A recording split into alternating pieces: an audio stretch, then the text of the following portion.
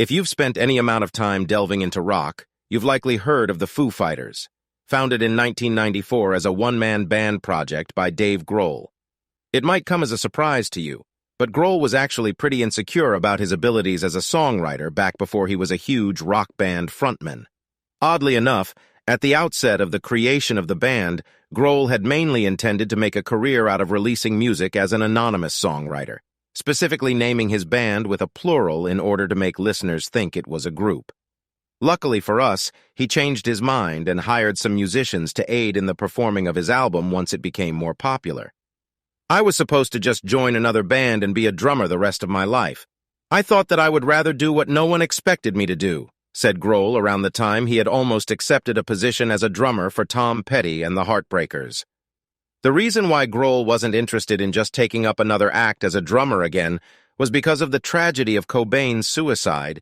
He stated that drumming just reminded him of his time in Nirvana. After the event, Grohl had mainly intended to use music as a grief mechanism for a while, and while he enjoyed making songs, he wanted to remain anonymous because he didn't want to have the ears of the world on him.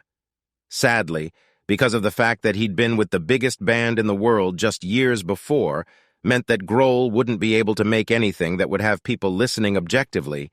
Instead, they'd be listening because it's a song from Nirvana's ex-drummer. He tried remaining anonymous for that reason, however. Fate wouldn't allow his wish to be granted, because soon after recording the album, 2 of his songs were played on Eddie Vedder's, from Pearl Jam radio station, making the world hungry for more Dave Grohl music. But before we continue, let me talk to you about today's sponsor, Audible.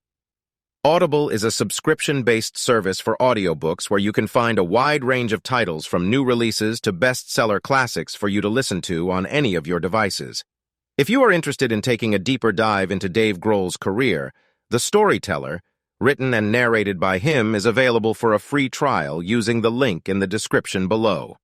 In the book, Dave recalls many stories from his career, hence the name, and it even includes excerpts from 5 never-released demos he recorded. For those that enjoy this type of content and never have listened to audiobooks before, I encourage you to give it a try. I find they are great to listen to while I'm doing stuff that doesn't require my complete focus and still learn a few interesting things. It's free for a month, and you can cancel anytime. Again, use the link on the video description below to claim your free trial and download your first audiobook. Now back to Mr. Grohl's first record deal. Record labels started queuing up to secure their signature, and after Dave signed up with Capitol Records, he finally put together an actual band and started performing. The rest of the band, aside from Dave, consisted only of Nate Mendel on bass guitar. William Goldsmith on drums and Pat Smear on guitar were brought in after the success of Foo Fighters' eponymous album. Later on, some of these guys left and were replaced by Chris Shiflett on guitar and the late Taylor Hawkins on drums, who remained drummer with the band until he passed away last year. Together with the new members, Grohl wrote a number of hits and continues to write bangers today, from Everlong to Arlandria to The Pretender to The Sky is a Neighborhood more recently. The Foo Fighters have been described as many genres over the years, from grunge to alternative rock to post-grunge and pop rock. They were initially heavily compared to Dave Grohl's previous band, Nirvana. Grohl acknowledged that Cobain was a huge influence on his music, stating that through Kurt, he saw the beauty of minimalism and the importance of music that's stripped down. And in a way similar to Nirvana, the Foo Fighters embraced a style of having soft verses and loud choruses, among other distinctive things. Some of their main inspirations are noted as The Knack, Bay City Rollers, Beatles, and ABBA, along with Flipper and Black Flag. Influences aside, what makes the Foo Fighters' music so interesting is that the composition and arrangement are created from the mind of someone who's predominantly a drummer. This means that you wind up with a song where the percussive aspect is much more thought out than most. In fact, Grohl always did this on purpose, even from the start of his first album. He creates guitar rhythms to center around each string acting as different drum parts. This allowed him to piece together songs easily. He said, "I could hear the song in my head before it was finished." Once Grohl assembled a full band, the members started assisting in song arrangements. Pitchfork described Grohl and the band as his generation's answer to Tom Petty, a consistent hit machine pumping out working-class rock. After the band formed in 1995, the Foo Fighters began their career with live performances, starting with a gig in the Jambalaya Club in Arcata, California, followed by performances at Satyricon in Portland on March 3rd and the Velvet Elvis in Seattle on March 4th. Grohl refused to do interviews or tour large venues to promote the album, partly because he thought from the beginning that journalists will be only interested in interrogating him about Nirvana, and large locations might favor him because of the same thing. Dave needed space to take the next step in his career without the constant reminder that he was carrying the cross of having been part of probably one of the most important bands ever, a gig that ended in the worst way possible, and from which he needed closure. His intention was to become something else from the beginning, and he achieved it. His unique personality can be seen even in his earlier albums in a primal and raw state that later on he would end up polishing and feeling comfortable with. Let's go through the first ones. Foo Fighters, 1995. Dave Grohl wrote and recorded his first album entirely by himself, having written the songs as a cathartic experience to release some of the grief of the loss of his close friend Kurt Cobain. During the period after Cobain's death, Grohl had gone through a period of depression where he felt it difficult to play or listen to music altogether. Luckily, after a performance with the Backbeat Band in 1994, his mind was changed, and Grohl decided to take his favorite songs, which he'd written over the past few years, and record them. Grohl booked 6 days in a recording studio near his home and got together with Pocket Watch producer Barrett Jones and started recording. The record was produced across a period of 1 week in October 1994, with Grohl on vocals and all instruments. Both would arrive in the morning at Robert Lang Studios, start production by noon, and do 4 songs a day. According to Grohl, during the recording process, he would run from room to room, still sweating and shaking from playing drums, then pick up the guitar and put down a track, do the bass, maybe another guitar part, have a sip of coffee, and then go in and do the next song. The only performance by an outsider was a guitar part on Ecstatic, provided by Greg Dully of the Afghan Whigs, who was watching Grohl record the songs. Grohl eventually asked him if he wanted to play and handed him a guitar. Dave was so insecure about his singing that he added effects and multiple takes to his voice in every song. You know how people double their vocals to make them stronger? That album, the vocals are quadrupled. Upon its release, Foo Fighters earned positive reviews, praising its songwriting and performances, and was also a commercial success, becoming the band's second best-selling album in the United States. It also peaked within the top 5 charts of the United Kingdom, Canada, Australia, and New Zealand. The Color and the Shape, 1997. The Color and the Shape was the first album with the Foo Fighters as a fully manned band. A lot happened during this album's creation, from multiple studio recording setups to band quarrels and even 2 failing marriages. The Color and the Shape was recorded after Dave had been signed up to Capitol Records and was given a time period to write a new album.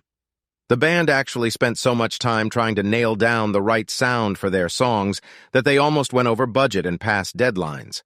Luckily, the crunch never affected anyone adversely, and they came up with an album that has a structure that resembles a therapy session, starting off tense and anxious and moving over to confident and self-assured. The title of the album was inspired by the band's tour manager at the time, who liked frequenting thrift stores and one day purchased a bowling pin, stating he liked the color and the shape of it. The band used British spelling for the album as a tribute to Gene Norton, its producer, who is British. The reason why the music evolved over the album is because of the pressure exerted by Mr. Norton to have Dave write lyrics that were meaningful and real. Admittedly, his previous album lyrics were almost nonsensical, but this time, Grohl was encouraged to write about things he felt strongly about. He regarded this as empowering and almost like a therapy session, where he'd go in and write a song and feel good about everything for the rest of the week. By the end of the album, the band had something of a cohesive alternative rock, grunge, alternative grunge album, with a mixture of songs ranging from ballads to upbeat songs, to both with Monkey Wrench being the star of the album. There is Nothing Left to Lose, 1999. The first album to feature Taylor Hawkins on the drums, Goldsmith left after Dave re-recorded his drum parts in their previous album, is often seen as the band's departure from previous sounds and heading towards something softer and more experimental. Frankly, I like most of the music from this album onwards. There Is Nothing Left to Lose was written by three guys in a basement with no auto-tune or fancy equipment. And in a good way, it just sounds like that. It was just Grohl, Hawkins, and Mendel having a good time making music together in Dave's basement. The songs were written during a time when Dave had been living in Los Angeles for a while and had grown sick of the scene and decided to buy a house in his hometown and get away from the buzz of labels. This was shortly after the band left Capitol Records following the departure of the label's president. The album was born at a time of the band's career when they really had nothing left to lose as far as they felt. They'd been through a rough period and had finally given in to the feeling that they were just going to go all out and damn the rest. In fact, the three guys just spent time hanging out and relaxing, and then recording when they felt like it, and somehow we got an awesome album from that. From then on, the Foo Fighters released 7 more albums. One by One in 2002, In Your Honor in 2005, Echoes, Silence, Patience, and Grace in 2007, Wasting Light in 2011, Sonic Highways in 2014, Concrete and Gold in 2017, and Medicine at Midnight in 2021. Some were better received than others, but all had the raw emotion and staple energy of the group. But I will not discuss them in detail today. Let's leave room for part 2. While the band spent the first years of its existence growing in success and fame, in 2001, the Foo Fighters nearly broke up. Around the time of the writing of their 4th album, One by One, the Foo Fighters were having trouble creating good material, with tensions and infighting growing between Grohl and Mendel. During that time, Taylor Hawkins also entered into a coma for 2 weeks due to an overdose, shifting the band's priorities and making everyone rethink what they were doing with their lives. Shortly after that, Dave's participation in Queens of the Stone Age's Songs for the Deaf, alongside some other projects, was seen with certain disdain by the other band members, especially Hawkins, which felt like Foo Fighters was no longer a priority for him. They shared that during a rehearsal for that year's Coachella Festival, the tension could be felt in the air, and after a comment pointing it out from Chris Shiflett, all hell broke loose. The reigning feeling was, well, it was good while it lasted. After things cooled down, the band kept rehearsing and performing. It wasn't until they experienced a successful tour alongside the Queens of the Stone Age that they decided to stay together and mend things. The 2 decades after that are history.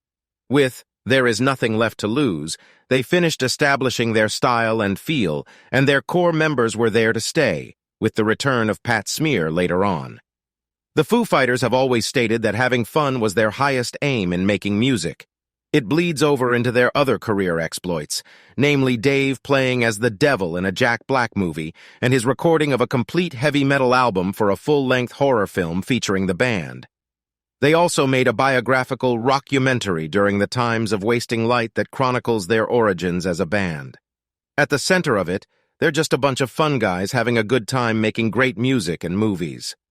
Probably Grohl never expected his choice to create an experimental album with the cover of a band's name to disguise his identity during a grieving period to lead to his biggest career gig ever.